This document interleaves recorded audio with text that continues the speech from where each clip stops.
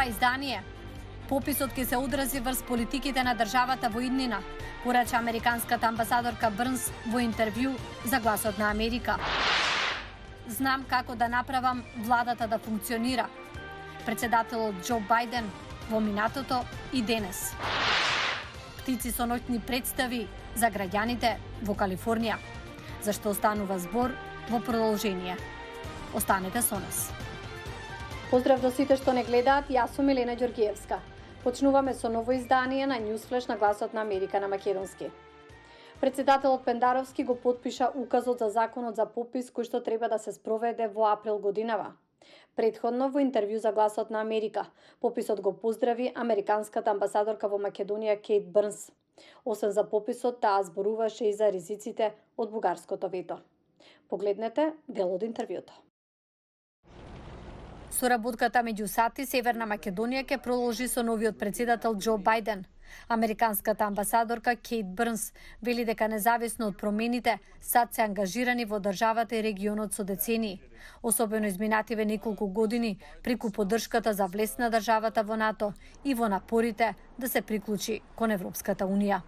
На прашањето дали очекува администрацијата на Бајден да изврши поголем притисок врз Бугарија да го тргне ветото, Брнс рече: I have every sense that that kind of cooperation is going to continue. It will, of course, first and foremost be centered on our support for North Macedonia's Euro-Atlantic integration. This is the foundation of our policy here, and there's a lot of work to do, both in terms of supporting the reform agenda and, as you note, making sure that the EU accession process continues to move forward. Северна Македонија привремено ги стопираше официјалните разговори со Бугарија, со план да ги продолжи потамошните избори во април. Ја прашавме амбасадорката дали тоа е добар потек и што би можеле владите на двете држави да направат овој пат, а што не беше направено претходно, за да има позитивен исход за државата. It is important that bilateral discussions continue in some form, and I think that is recognized on both sides. So I'm hopeful that those discussions will continue in a constructive form, in an appropriate form for both, and that they serve the interests of both countries. Separate from that, I think it's important to continue to keep the ground ready and the discussions ongoing about the EU accession process, which again, we have said that we believe North Macedonia has shown that it's ready for its first intergovernmental conference. We hope that that will still be able to happen as soon as possible. And we're encouraged that Portugal has stated that it will EU enlargement in general will be a priority for their EU presidency as well. А какви ризици носи ветото од Бугарија? Well, again, I mean, we're disappointed by the veto for a number of reasons. First and foremost, because we believe that North Macedonia was ready to begin the process of opening and closing chapters with the EU. There are a number of risks that come with Bulgaria's decision, risks not only to North Macedonia, but to the EU, to questions about the enlargement process in general. Тоа пак остава простор за делување на одредени држави кои не сакаат Северна Македонија да влезе во Европската Унија. And it's clear that Russia and China don't share that vision, and I think this is something that everybody should keep in mind. It's why it's so important that the EU accession process move forward as soon as possible. Државата ги очекува првите вакцини против COVID-19, но како да се убедат граѓаните да се вакцинираат и да се спречи ширењето на дезинформации поврзани со безбедноста на самата вакцина. I think it's important that people understand the importance of getting vaccinated, first to protect the individual from the illness itself, and secondly to protect one's family members and loved ones, because the more of us that get vaccinated, the safer everyone is. So I intend to get vaccinated once an approved vaccine is available, and I hope that others will too. Председателот Бајден во политиката е речиси 50 години, но за жителите во неговата сојузна држава Делавер, тој инатаму е само момче од соседството. Кој е Бајден лично, како и за неговата политичка кариера, од сенатор до председател на САД, во наредните неколку минути. Беа потребни 4 дена од неизвестните изборни резултати за Џо Бајден да го изјави следно. Граѓаните се изјаснија, тие обезбедија јасна изборна победа. Трамп продолжи да ги негира резултатите и ги анимираше поддржувачите, што конечно доведе до насилни протести во американскиот Капитол.